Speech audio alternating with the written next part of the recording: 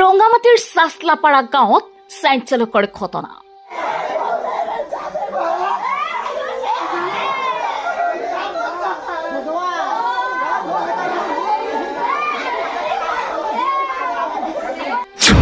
এগৰাকী যুৱকে বাছি ললে চৰম সিদ্ধান্ত।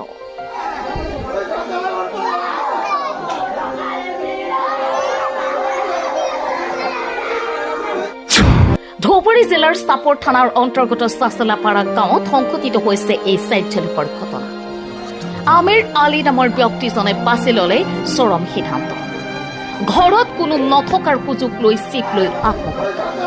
নিজ ঘৰৰ বাথৰুমত কৰিলে এই ঘটনা। উল্লেখযোগ্য যে নিজৰ চাৰিজনী ছোৱালী এগৰাকী পত্নীক এৰি থৈ ৰাতিপুৱা প্ৰায় 8 বজাতে চিপ লৈ আত্মহত্যা কৰা দেখা যায়। কি কাৰণত এনে চৰম সিদ্ধান্ত ললে এই পৰ্যন্ত জানিব পৰা।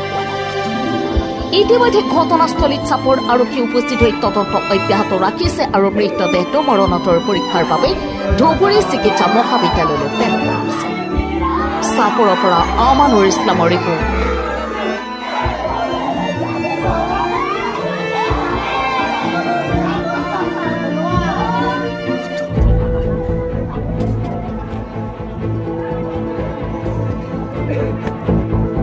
আজি ঘটনাটো হ'ল মানে আমাৰ চচলাপাৰা গাঁৱত আমিৰ আলী নামৰ এজন ল'ৰা মানে আমি শুনা পালোঁ যে ফাঁচি দি মাৰা গৈছে আৰু কি হা।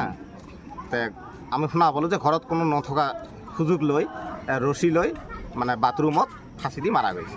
কি নাম মানুহজনৰ? আমিৰ আলী। এই গাঁওখনৰ নাম কি? গাঁওখনৰ নাম চচলাপাৰা। আৰু আমাৰ কি কেতিয়া ফাঁচি দিছে?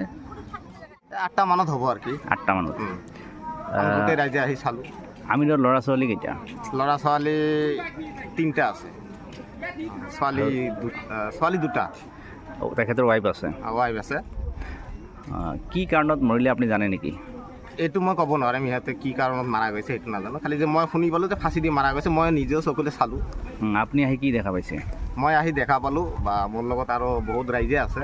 মই দেখা মতে সি গলাত ফাঁচি লগাই মানে লটকি আছে আৰু কি বাথৰুমত। পুলিচ আহিছেনে নাই? পুলিচ প্ৰশাসন এতিয়া আহি পোৱা নাই, আহিব চাগে।